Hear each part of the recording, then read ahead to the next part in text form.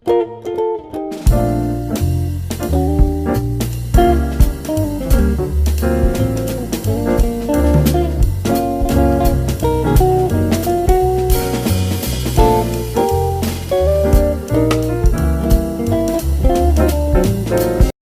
un nuevo sistema de la razón, que es lo que después continúa, pues, Fichte por mediación de Reinhold. Pero entonces la idea es que incluso entre los criticistas, pues está esta tendencia también a la construcción de un sistema dogmático. O sea, casi que no, todos ellos piensan que no, tampoco hay de otra, ¿no? O sea, la filosofía tiene que ser dogmática por el método, pues, o sea, tiene que partir de un primer principio y a partir de ese primer principio demostrar verdades, ¿no? Construir un sistema de conocimiento. Eh, entonces, en ese sentido, pues sí, Schelling está buscando un dogmatismo y además pues, tiene ahí esta vertiente totalmente espinosista, pero claro, como lo que quiere es afirmar la libertad, o sea, no quiere negar la libertad, ahí no le funciona el sistema espinosista, porque en el sistema espinosista está negada la libertad, ¿no? La libertad del individuo, pues. Y Schelling no quiere eso. Ahí es donde le sirve entonces también digamos, el criticismo kantiano, ¿no? Que lo que hace es, bueno, Kant, Fichte, lo que hacen es afirmar la libertad humana, ¿no? La capacidad humana de autodeterminarse. Solamente que, digamos, que lo que Schelling va a hacer es concebir esta capacidad humana de autodeterminarse, esta libertad individual como parte de una libertad superior, ¿no? Es decir, como lo dijo Jacinto, como una expresión de la libertad del absoluto, ¿no? De un absoluto que además ya no es pensado entonces espinosistamente como un objeto, como una sustancia en sí, sino como un yo puro, ¿no? Un espíritu, ¿no? Uh-huh. Algo espiritual. Uh-huh. Pero yo diría que pues esa es la postura de Schelling, o sea, parece que sí hay como un intento por construir un sistema dogmático. ¿Y un Un sistema sistema dogmático superior, o sea, no, claro, no es el sistema dogmático de Spinoza, no va a postular una sustancia absoluta, sino que va a postular un yo absoluto. Ok, y esta idea de la praxis, ¿no? De que, o sea, lo que decide, no sé qué piensan también los demás, lo que decide el sistema es la parte práctica, ¿no? Por ahí también menciona esta idea de Spinoza, ¿no? De que él vivía, dice, en su sistema, ¿no? Él no era nada más una cuestión de conceptos abstractos, sino esta cuestión de la praxis, de la vida. ¿Cómo decidiría un poco entre sistemas a través de la vía práctica, ¿no? Porque si no es la demostración, o sea, no puede ser la demostración teórica. ¿Qué quiere decir esto de que, o cómo lo ves tú, de que solo a través de la práctica o de la praxis, de la acción, se puede decidir, ¿no? el sistema, ¿no? O se puede refutar un sistema a otro a través de la práctica, ¿no? De la praxis. ¿Esto cómo lo verías, ¿no? Porque sí me parece interesante que además el texto justamente comienza hablando de una idea de los postulados de la razón práctica y del Dios moral kantiano y de la acción, ¿no? Parece que va para allá en ese sentido de defender la esfera práctica, ¿no? Y obviamente en la esfera práctica la libertad es un concepto súper importante, el ser libre en la acción.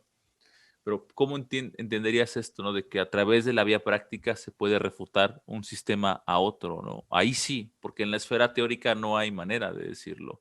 Ambos tienen la misma dignidad o la misma fuerza, digamos, teórica, digamos, de la razón, ¿no? Ambos podrían ser.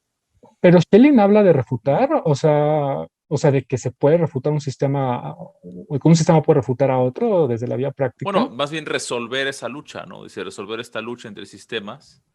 Lo dice, ¿no? Ah, Que ya, da. pero es que no es lo mismo, o sea, Ok. no es como que refutar, ¿no? Supongo que lo que quiere decir Schelling ahí es más bien, cuando habla de resolver el sistema, es que cada quien viva el propio sistema que construye, ¿no? Es decir, que lo realice en la práctica y ahí entonces cada persona resuelve, ¿no? Resuelve qué sistema es por el que se va a decantar, pero estrictamente, sí, claro, o sea, un sistema no puede de hecho refutar a otro, ¿no? Cada uno más bien se resuelve por uno de los dos sistemas, porque es el que pretende realizar en la acción, ¿no? Es decir, es el que pretende vivir en la práctica. Esto que dice Schelling de que la convicción teórica, incluso para el dogmático, porque parece que el dogmático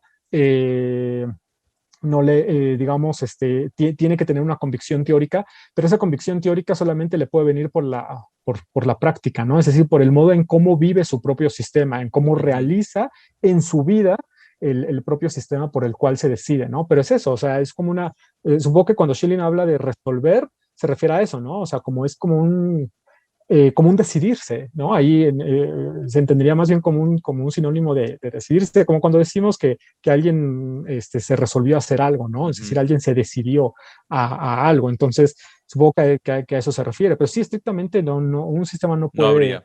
refutar digamos, a otro, ¿no? Más bien es que uno se resuelve a vivir un sistema pues en su propia vida, hacerlo real en su vida. Es muy interesante lo que dice Schelling sobre Spinoza en ese sentido, ¿no? O sea, como este dogmático que, claro, tiene una convicción teórica, pero tiene una convicción teórica que le viene de la práctica.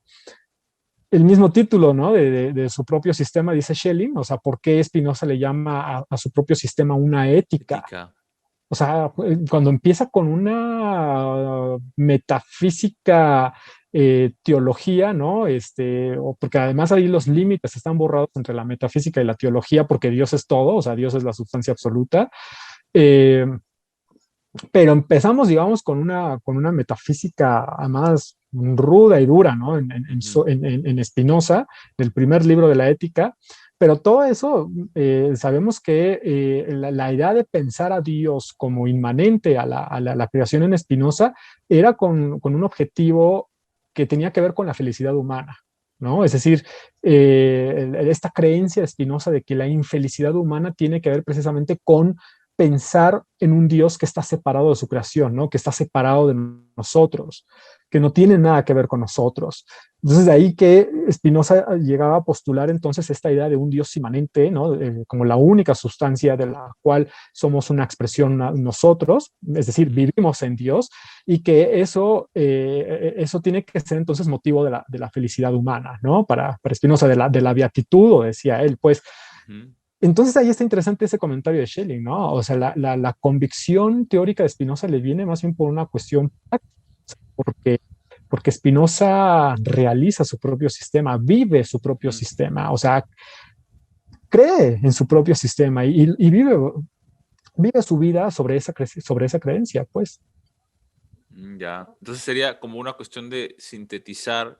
O sea, al final de cuentas, entonces la oposición es algo esencial, ¿no? O sea, como que quizás un poco aquí esa idea de esa oposición, esa lucha, parece como algo esencial, ¿no? O sea, no hay una sustitución de una tesis por la antítesis o una tesis por la tesis, sino más bien hay un momento de síntesis que es precisamente en el cual la unión de los dos se convierte en la tesis y esa síntesis sería como la elección práctica, ¿no? La cuestión individual en el sentido de cada quien vive un sistema, pero no quiere decir, como decía Jacinto un poco, no quiere decir que esté mal, ¿no? No lo podemos decir que está mal o sea equivocado, sino más bien vive en ese sentido, en ese sistema.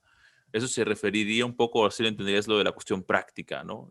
La Ujú, práctica resuelve, en la esfera práctica sí. debe resolverse, pero no quiere decir que uno refute al otro, como bien decías, y quizás también por la misma postura de Schelling, ¿no? Que mientras estemos en este ámbito de lo condicionado, parece que ahí se da la diferencia, ¿no? La decisión, la oposición, solamente en esa unidad primigenia, que es el absoluto, es donde no habría conflicto, ¿no? Donde no habría ningún tipo de oposición. Pero mientras estemos Ujú, en este ámbito, por algo me gustó mucho la cita que le comenté a Jacinto, ¿no? Mientras haya seres finitos, siempre habrá esta oposición, ¿no? Esta lucha entre estos dos ujú. sistemas, ¿no? Y eso es lo que permite.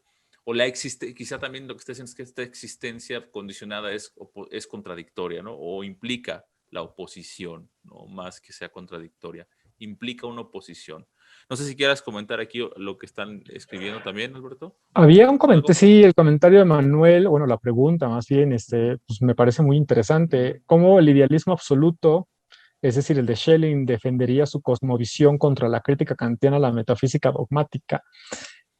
Ahí, pues tenemos toda la crítica que lanza Schelling en las cartas, ¿no? Al criticismo, y aquí sí, muy concretamente al criticismo kantiano. Eh, ¿Cómo lo defendería? No sé si incluso bueno, sí, a ver, yo lo pondría así. Lo defendería en el sentido en el que Schelling piensa, como Fichte lo pensaba en su momento, que todo lo que ellos están planteando, y esto lo dijo Marcela también, ¿no? Que todo lo que ellos están planteando está asumido en Kant. O sea, Kant no lo dice, digamos, de una manera clara, evidente, ¿no? Pero está implícito. Kant era muy reservado. Ajá, o sea, esta idea, pues, Fichte diría, por ejemplo, ¿no? Que la idea del yo absoluto está asumida en Kant. O sea, las acciones originarias están asumidas en Kant. La misma idea del sujeto como una espontaneidad, como algo que es activo, ¿no? Yo creo que lo mismo diría Schelling, ¿no? O sea, la idea de absoluto que él está postulando está asumida en Kant, solamente que Kant no se atreve, ¿no? Digamos como que no se atreve a descubrirlo. Y ahí es donde entra esta crítica que le hace Schelling a Kant en las cartas. La razón en el sistema kantiano es una razón débil, ¿no? Porque es una razón que se limita a sí misma. Es decir, exige lo absoluto, eso Kant también lo planteaba, ¿no? La razón exige lo absoluto, pero Kant quería ponerle límites a esa exigencia. Ajá. Es decir, la metafísica como una disposición natural, pues no se le podía arrancar a la razón, pero sí se podía limitar las pretensiones científicas de esa metafísica, ¿no? Entonces, ahí hay digamos, como una voluntad de limitar a la razón, ¿no? Y aquí en Schelling tenemos como esa crítica a Kant, ¿no? O sea, la razón en Kant entonces se vuelve como una razón débil porque exige lo absoluto, pero entonces se limita a sí misma, ¿no? En cuanto a esa exigencia, es decir, como que no se atreve a arrojarse hacia el conocimiento de lo absoluto, ¿no? Porque, bueno, Kant plantea, pues es que de hecho es imposible, ajá. O sea, no es posible un conocimiento de lo absoluto.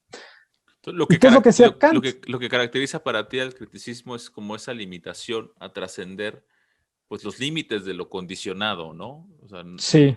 y en Schelling sí tendrías no sé si trascender, porque pues Schelling no está, es lo que también comenté, ¿no? O sea, se trasciende en Schelling los límites de lo condicionado al hablar de lo absoluto o al partir de lo absoluto mismo, porque hace rato es un punto de partida, ¿no? Y el dogmatismo también lo pone como punto de partida. O partimos de la cosa en sí como absoluto, o el yo como absoluto. Pero se trascendería en ese sentido los límites que Kant había trazado, ¿no? Al pensamiento mismo.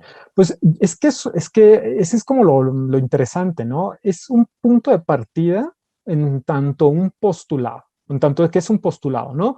Pero es un postulado que se tiene que mostrar. Es decir, es un postulado del cual solamente hay un sentimiento, ¿no? De lo absoluto, y entonces se postula como punto de partida de la filosofía, pero que es a la vez lo que hay que demostrar, es decir, hay que demostrar que ese absoluto es real, que es efectivo, o sea, más allá del sentimiento. El problema está en si realmente se puede mostrar. Claro, un poco podemos adelantar y decir, pues no, o sea, estrictamente no se puede mostrar. O Schelling pensará que no, en las cartas, ¿no? Por lo que vemos en las cartas, Schelling pensará, no, o sea, la filosofía se queda solamente en el camino. Pero eso es lo interesante de las cartas, y creo que eso es lo que me gustó de las cartas, que lo que dice Schelling es, la filosofía solamente se queda como en ese camino, se queda como la tendencia de demostrar el absoluto, ¿no? Es decir, de explicar lo finito a partir pues de lo infinito, de explicar lo condicionado a partir de lo incondicionado, pero nunca logra, nunca lo alcanza y no importa, o sea, es como si Schelling dijera, pero no importa, o sea, ese es el motor de la filosofía al final, o sea, si se le acaba ese motor, se acaba la filosofía, ¿no? Entonces, parece que Schelling diría, entonces no importa, debemos quedarnos como en esa tendencia. Y claro, es un ir más allá de los límites del saber. Schelling lo tiene claro. O sea, y ahí se ve la influencia kantiana. Es claro que estamos rebasando los límites del conocimiento. Y ahí, como un poco respondiendo a Manuel, ¿cómo defendería Schelling su sistema frente al de Kant? Pues es que es como si le dijera, no me importa lo que estás diciendo. O sea, claro, sí, o sea, me importa en el sentido que lo estoy teniendo en cuenta. Estoy consciente con Kant de que hay límites en el conocimiento. Y estoy consciente de que lo que estoy haciendo es yendo más allá de esos límites. Ajá. Pero contra Kant no me importa. Voy a ir más allá de esos límites del conocimiento. Ajá. Y es como quitarse ese miedo, ¿no? Que tenía Kant, de ir más allá de esos límites. Y que eso tiene que ser la filosofía, ¿no? Siempre ir más allá de esos límites, como siempre ir, como trascender los límites del saber, aunque nunca se pueda llegar al conocimiento de lo absoluto, ¿no? Porque la filosofía es un hacer, dice Schelling, es un producir, ¿no? Entonces, Oye, ahí me... Alberto, y por eso, si se forma el sistema, el gran sistema filosófico, se acaba la filosofía, ¿no? ¿Para qué? Ajá, y yo diría, ahí en ese sentido, yo diría, bueno, primero, antes de responderte esto, es que iba a decir algo más. Es que allí me gusta incluso cómo Schelling parece que hace referencia a, a una metáfora o una figura que usa el mismo Kant y que la usa muchas veces en la crítica de la razón pura, al menos, y en ¿cómo se llaman? Los progresos de la metafísica, que es la idea de que, digamos, como el ámbito del conocimiento seguro, ¿no? Del conocimiento legítimo, es como una isla en medio de un mar tempestuoso, ¿no? Y enorme, y en el cual el viajero, si se le ocurre adentrarse, se puede perder. Ese mar tempestuoso es la metafísica, ¿no? Entonces, esta figura que usa Kant previo a entrar a la dialéctica trascendental y que la vuelve a retomar después en el texto de los progresos de la metafísica, parece que Schelling la rescata, ¿no? Y ahí es donde está parte de la respuesta a Kant. O sea, como si Schelling le estuviera diciendo, es cierto, o sea, están las tierras seguras del conocimiento, que es como una isla, rodeadas de un gran mar tempestuoso en el que un viajero se puede perder, ¿no? Pero entonces ahí es como si le dijera, pero ¿por qué no arrojarse? ¿Por qué no aventarse a ese mar tempestuoso? Ajá. Es como si Schelling le dijera, yo me arrojo, yo me aviento. Eso es la filosofía. La filosofía es un arrojarse, es un aventarse, ¿no? A ese mar tempestuoso. Sin importar si uno se puede perder. O sea, lo importante, casi que es como si dijera, lo importante es como la aventura, pues, ¿no? O sea, la aventura del pensar, incluso yendo más allá de los límites del saber legítimo, pues. A ver si encuentro esa parte. Antes de eso, y respondiendo un poco a la otra pregunta que decías, con respecto entonces al sistema, porque entonces esto parecería que Schelling está hablando como la idea de un sistema no acabado, ¿no? De un sistema inacabado. Pues es que es como si el mismo Schelling hubiera vivido estas ideas que depositó en sus cartas sobre el criticismo, o sea, tan joven, que es como si todo el resto de su vida lo hubiera vivido acorde con ello. Nunca cerró un sistema. O sea, Schelling nunca cerró un sistema, a diferencia de Hegel. Ajá. O sea, claro, estrictamente también ya lo había, creo que he dicho a ustedes, ¿no? Estrictamente Hegel tampoco tiene como un sistema al 100% cerrado, ¿no? Siempre estuvo como elaborándolo, pero al menos tenía como una idea mucho más clara de cómo se dividía el sistema, ¿no? O sea, Schelling nunca se decide por un sistema, intenta uno, y después no le parece y intenta otro y después no le gusta y intenta otro y así se la pasa todo hasta el final de su vida, ¿no? Por eso está ya de que hay como muchos Schellings, ¿no? Y que los Schellingianos no se deciden si son 3, 4 o 5 o hasta más Schellings, ¿no? Y esto que lo habíamos visto creo que ¿quién fue con esta? No fue con Marcela, fue con Virginia, que es cierto que Virginia, estoy de acuerdo con ella, ¿no? Es decir, los intereses de Schelling siempre fueron los mismos, en ese sentido hay una continuación de Schelling, pero los planteamientos del sistema sí siempre cambian, o sea, Schelling nunca cierra un sistema, pero, pero allí yo pensaría que es como si Schelling estuviera viviendo esto mismo que está diciendo acá, ¿no? O sea, la filosofía se queda en eso, como en un intento. Bueno, por ahí también comentó alguien algo más también, Alberto.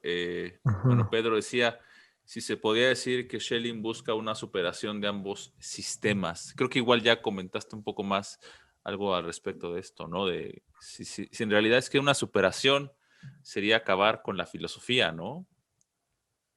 O sea, el sistema o superar ambos sistemas sería acabar con la filosofía. Em, No, porque al final, o sea, pues lo que comentábamos, ¿no? Y lo que decía Jacinto, o sea, sí busca, digamos, una superación, al menos como se han presentado los sistemas, ¿no? Hasta él. Es decir, eh, pues sí busca instaurar digamos, como un sistema dogmático superior al sistema, a los sistemas dogmáticos anteriores, ¿no? Es decir, a los que postulaban un objeto absoluto o un objeto en sí como el principio de la filosofía. O sea, por ejemplo, Spinoza, ¿no? O sea, sí hay como un intento de superar los dos sistemas anteriores. Ujú. Comentar algo más por ahí. Tú tenías, no sé si quieres presentar algo, Alberto, ¿quieres te haga host o algo así? Pues sí, una diapositiva, pero A ver. bueno, pero no sé si tú ibas a presentar, No, estoy bien. habías dicho que tenías algo también, ¿no? Había ¿O una ya no? duda, ¿no? Bueno, es que a mí me gustó mucho una frase que viene aquí en el texto que bueno, esta idea de la oposición, o sea, la oposición parece que es algo necesario, ¿no? Incluso Ujú, necesario para el individuo, ¿no? Y quizás también esta idea que recuperar de Kant, porque aquí parece una interpretación que hace Schelling del mismo Kant, ¿no? La crítica de la razón pura es digamos que es un canon para cualquier sistema y para ambos sistemas, ¿no? En la página 42 dice Schelling, la crítica de la razón pura, en tanto exista la filosofía, se mantendrá como algo único, mientras que cada sistema tendrá que permitir a su lado otro que le sea justamente opuesto. O sea, tendrá que permitir cada sistema otro que le sea opuesto. O sea, no es que quiera, no es que lo pueda refutar, no, tendrá que permitirlo. O sea, no hay de otra. Esta idea de la oposición también está muy presente en todo el texto, de la necesidad de la oposición. La crítica de la ujú. razón pura, continuó, no se deja corromper por el principio de individuación. O sea que la crítica de la razón pura no es un sistema. Y por eso es válida para todos los sistemas. Mientras que cada sistema lleva el sello de la individuación en la frente, por no poder ninguno de ellos alcanzar su perfección. O sea, no la van a alcanzar. En cuanto sistema práctico, es decir, subjetivo. Cuanto más se acerca una filosofía, dice Schelling, a una forma sistemática, tanto más libertad e individuación hay en ella y tanto menos puede pretenderse universal. O sea, parece que es Ujú, como una elección, o sea, parece que es como la crítica es lo general, el canon, el método, y el sistema es algo individual, ¿no? Y entre más se acerca a su perfección, es decir, en el ámbito práctico de cada individuo, parece que ahí es menos universal, ¿no? Tanta más libertad e individuación hay porque es menos universal. Lo universal es el método, ¿no? La metodología, el canon que es la crítica, ¿no? Entonces, aquí en este parrafito creo que hay muchas ideas, ¿no? Pero rescatar esa, ¿no? Que te estoy comentando, igual para todos, no sé si hay algo que quieran abonar, ¿no? Que en realidad parece que es esta necesidad de los dos sistemas, no hay una forma de resolverla, e incluso en la práctica parece que entre más se acerca a una forma sistemática, dice, tanto más libertad y menos puede pretender ser universal, ¿no? ujú, Como si en la actividad de cada uno se manifestara, ¿no? El sistema, pero ahí se realiza, ¿no? Y ahí se define, ¿no? ¿Qué sistema estás tomando, ¿no? Pero en realidad no hay manera en la esfera teórica abstracta, que sería más general, más universal, no hay manera de que uno refute a otro. Más bien es necesario, ¿no? En ese sentido, que haya esta oposición y que un sistema se erija frente al otro como opuesto, ¿no? ujú. Entonces esa cita me pareció muy, muy interesante, ¿no? De la página 42, creo que es de la cuarta carta, ¿no? Por ahí va más o menos, ¿no? Ujú. ¿No? Y que sí, Schelling pensará aún Ujú, así, ujú, digamos, su sistema de dogmatismo que él pretende instaurar, que ya está pasado por el criticismo, es superior porque está postulando un absoluto desde sí mismo, ¿no? Es decir, desde el yo, no lo está postulando externamente, ¿no? Que es como lo haría Spinoza. Pero estrictamente, como dices, realmente no podemos llegar con un acuerdo. O sea, un sistema no puede refutar del todo cabalmente al otro, ¿no? No, y nunca vamos a llegar a un acuerdo porque eh, solamente estaríamos de acuerdo todos si estuviéramos todos en el absoluto, ¿no? Dice Schelling, pero no estamos en el absoluto. Entonces, pues es esto que dices, o sea, mientras haya oposición, hay, hay dos sistemas al menos, ¿no? Posibles. Y que la crítica de la razón pura, a final de cuentas, no pertenece a ningún sistema, ¿no? Eso es una interpretación muy interesante, ¿no? Que en realidad no, que lo ideal era pensar, ¿no? Y por eso los malentendidos, no, que Kant es un dogmático, ¿no? Kant propone la cosa en sí como principio al final de cuentas, aunque no lo diga, como el principio absoluto. O no, Kant propone la percepción pura, ¿no? Como el principio originario, ¿no? Y entonces Kant es un idealista en un sentido, digamos, teórico, ¿no? Y que llega a concluir en un idealismo absoluto. Pero no, en realidad ese no pertenece a ningún sistema, la crítica. La crítica es esa metodología. Y eso mismo, como bien decías y también Jacinto, la crítica de la razón pura se presenta como una propedéutica para la metafísica. O sea, este es un debate que está seguramente también en la época. O sea, la crítica no es el sistema, ¿no? Mientras que algunos dirán, no, sí, y Kant mismo, como decía Jacinto, ya que estaba decrépito, Kant ya no podía escribir otra cosa, pero sí, Kant dice, no, es que la crítica es el sistema. En la crítica están expuestos los lineamientos de todo el sistema y los principios. Pero eso no dijo Kant en un primer momento No, en cuando publicó principio la no lo dice, no lo dice después, como dice Jacinto, por las críticas de su época y por Fichte, ¿no? El que no le gusta lo que está haciendo Fichte como continuador, precisamente, ¿no? A ver si quieres, si me A ver, haces, a ver, te voy a hacer co-host de esta co-host sesión, para poder compartir rápido esta co-anfitrión, ¿no? diapositiva. Ajá. Ok, ahí está. ¿Puedes compartir? ¿Te Sí, aparece? ya, ahí Perfecto, está. Sí, nada más perfecto. como una especie, ¿no? De resumen, de síntesis de esto Adelante. que estamos viendo para ir como cerrando, pues. Entonces, pues tenemos esta contraposición, ¿no? Que establece Schelling o que hace Schelling Ujú. entre criticismo y dogmatismo como dos sistemas de filosofía que se han dado principalmente, ¿no? En la historia de la filosofía. Y pues ahí están como bueno, como que divido, ¿no? Las características principales que Schelling nos dice a lo largo del texto de cada uno de estos dos sistemas y Ujú. finalmente, pues cuáles son como las ideas ya propiamente de él, ¿no? De cómo él está pensando la filosofía. Por el lado del criticismo, pues lo que tenemos es esta idea de que el criticismo no ha trazado límites claros con el dogmatismo, pues pretende edificar un nuevo sistema dogmático, ¿no? Entonces, ya esto que lo hemos dicho. Esa tesis que también ya lo hemos planteado, que muestra una debilidad de la razón teórica Ujú. y salva a Dios. O sea, ¿por qué muestra una debilidad de la razón teórica? Porque está esta idea de que la razón exige lo absoluto, ¿no? Es decir, la razón por su naturaleza tiende hacia los asuntos metafísicos, pero Kant pone límites, ¿no? A las pretensiones cientificistas de la razón. Por eso dice Schelling que la razón en Kant o en el criticismo es una razón débil, ¿no? Porque exige lo absoluto, o sea, Kant se da cuenta que la razón exige lo absoluto, pero en Kant la razón no se atreve, ¿no? A intentar un conocimiento del absoluto, que es prácticamente la crítica que Hegel le va a lanzar a Kant en la fenomenología del espíritu, en la introducción a la fenomenología del espíritu, ¿no? Que Kant no se atreve, ¿no? A ese conocimiento del absoluto, pues.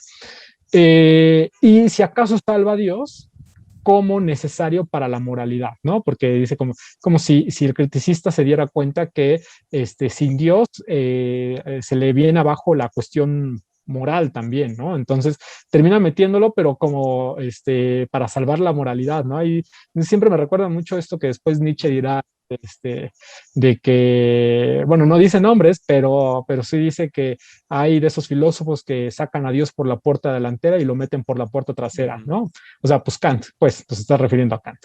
Eh, entonces termina viéndose a Dios más bien como un postulado práctico, ¿no? Pero que es otro, digamos, otra evidencia de la debilidad de la razón. Y sin embargo, Schelling se queda con esto, ¿no? O sea, crea aún así que el criticismo es superior al dogmatismo por la cuestión práctica, es decir, por haber puesto la primacía de lo práctico sobre lo teórico, ¿no? Que esto lo señaló Jacinto también, ¿no?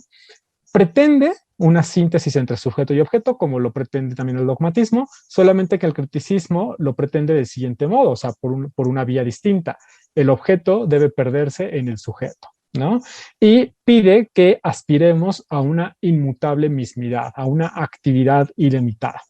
Contraste, el dogmatismo no se contenta con postulados prácticos, necesita de un convencimiento teórico, y sin embargo el convencimiento teórico le viene por un aspecto práctico, vivir el propio sistema, realizarlo prácticamente, ¿no? Y ahí viene ese comentario con respecto a la ética de Spinoza, ¿no? O sea, Spinoza tiene que convencerse de su sistema porque lo tiene que vivir y por eso le llama una ética, ¿no?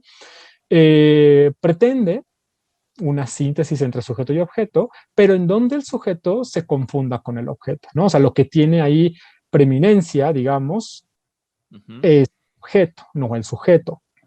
Y pide que nos neguemos a nosotros mismos y dejar de actuar la absoluta causalidad. Es decir, me pide pues pasividad ilimitada, ¿no? Y ya como ideas, digamos, como más que va a defender, me parece que va a defender más propiamente Schelling, ¿no? Frente a estas dos posibilidades de sistema. Bueno, un poco esto que ya hemos dicho, ¿no? O sea, Schelling se va a decantar por un sistema dogmático, pero pasado por el criticismo, ¿no? Eh, Ambos sistemas entonces se enfrentan el mismo problema filosófico, el mismo enigma del mundo. ¿Cómo puede lo absoluto salir de sí y oponerse un mundo, ¿no? Es decir, cómo lo finito sale de lo infinito. El origen de toda filosofía está en el conflicto originario, la salida de lo absoluto, ¿no? Por eso hay filosofía. Precisamente ahí sería Dios, ¿no? También el problema de cómo Dios crea, ¿no? El dogmatismo supone que hay un Dios que es un objeto, que crea otro objeto, que es el mundo y los seres humanos, y eso sería un problema, digamos, el mismo problema, ¿no? Que el criticismo, ¿no? También está planteando. Sí, sí, sí, sí, exactamente es el mismo problema, ¿no? Pero ahí, ¿por qué surge la filosofía? Surge porque ya estamos del lado digamos, de lo condicionado. O sea, ya estamos, es porque la salida del absoluto ya se ha dado, ¿no? O en términos cristianos, digamos, o religiosos, es porque la creación ya está dada. O sea, vivimos en lo escindido, ¿no? En lo múltiple, digamos, en el devenir, ¿no?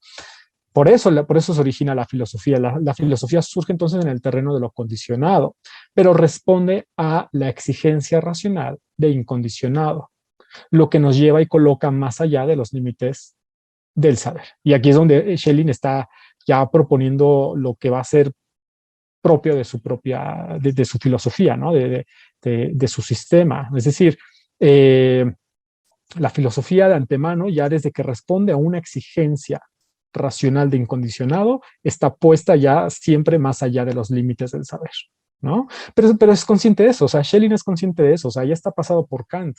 Sí, estamos más allá de los límites del saber, pero eso es la filosofía, o sea, Schelling diría eso es la filosofía, es siempre un trascenderse, siempre ir más allá de los límites del saber. Ajá. Por una exigencia teórica, la razón debe de venir en razón creadora. La filosofía es ante todo poiesis, es un hacer, un saber siempre en progreso, en constante reinvención, diría yo, ¿no? Eh, claro, el punto arranque de la teoría, como ya lo dije hace rato, es la intuición intelectual, un sentimiento de lo absoluto, pero también, como decía hace rato, o sea, un absoluto que se postula desde el sentimiento, desde la intuición inmediata, pero que se tendría que demostrar y que sin embargo no se lograría demostrar, ¿no? Que habría como una especie de acceso, como dijo Jacinto, quizás en algún momento Schelling pensará por el arte, quizás, ¿no? Pero pues, estrictamente no se logra demostrar, no se logra poner en conceptos, pero es como si Schelling dijera, no importa, o sea, la filosofía cese andar en el camino, ¿no? Es solamente esa tendencia hacia lo absoluto. Y lo que pongo ahí, la filosofía es un tránsito hacia lo infinito. Schelling sugiere esto, que el arte es una vía de acceso a lo absoluto y que hay mayor libertad en el goce de la naturaleza, con lo cual también pues está como adelantando bastante lo que va a ser su proyecto de filosofía de la naturaleza. Y aquí está lo que les quería leer, ¿no? O sea, con esto me uno a lo que leía Carlos hace rato. Esta idea de que la filosofía está siempre en progreso. Es una nota, de hecho es la nota número 3 en la carta 5, la última página. Filosofía, maravillosa palabra. Si se le concediera al autor pronunciarse acerca del término, este lo haría por la conservación del viejo vocablo, pues en su opinión, todo nuestro saber será siempre filosofía, es decir, tan solo un saber en progreso, cuyos más altos o bajos peldaños se deben solo a nuestro amor a la sabiduría, a nuestra libertad, ¿no? Entonces, rescatando la etimología de filosofía, lo que dice Schelling aquí es, filosofía es eso, es un saber siempre en progreso, nunca acabado. Contrario a lo que luego dirá Hegel, ¿no? O sea, Hegel luego dirá que precisamente la filosofía tiene que devenir en ciencia, tiene que devenir en un saber acabado, ¿no? Es decir, no se puede quedar en mero amor al saber. Schelling aquí lo que está diciendo es, no. Bueno, claro, todavía no está la crítica de Hegel, ¿no? Pero muchos años antes lo que Schelling está diciendo es, no, la filosofía nunca va a llegar a un saber acabado, siempre se queda en el progreso. Y lo otro es el parágrafo número 10 ahorita les digo qué carta, la sexta, pues la sexta carta. Dice, así pues, de cada pregunta teórica surge necesariamente un postulado práctico, y el problema de toda filosofía nos conduce necesariamente a una exigencia que solo puede ser satisfecha fuera del marco de toda experiencia. O sea, vean esto, solamente puede ser satisfecha fuera del marco de toda experiencia.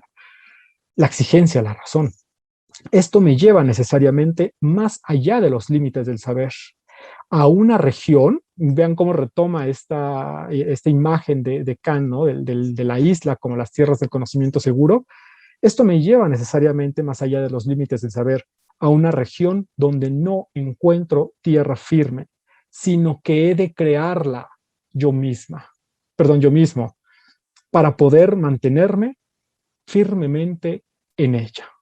¿No? Es como decir, sí, es cierto, no encuentro tierra firme digamos, en este ámbito, ¿no? O sea, me arrojo más allá de los límites del saber, pero es algo que yo tengo que crear. Por eso la filosofía es creadora, dice Schelling, por eso es poética, ¿no? Porque trabaja en un abismo.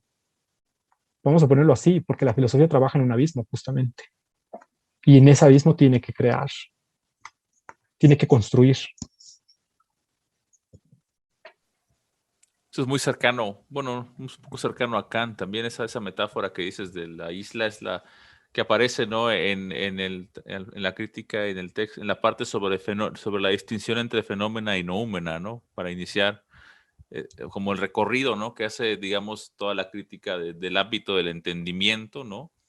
Y dice Kant, para ver si podemos conformarnos con esta isla que llamemos la isla de la verdad, dice Kant, un nombre seductor, dice, isla de la verdad, y ver ese mar, ¿no? Sin orillas, ese mar sin orillas, que sería el mar de la metafísica, ¿no?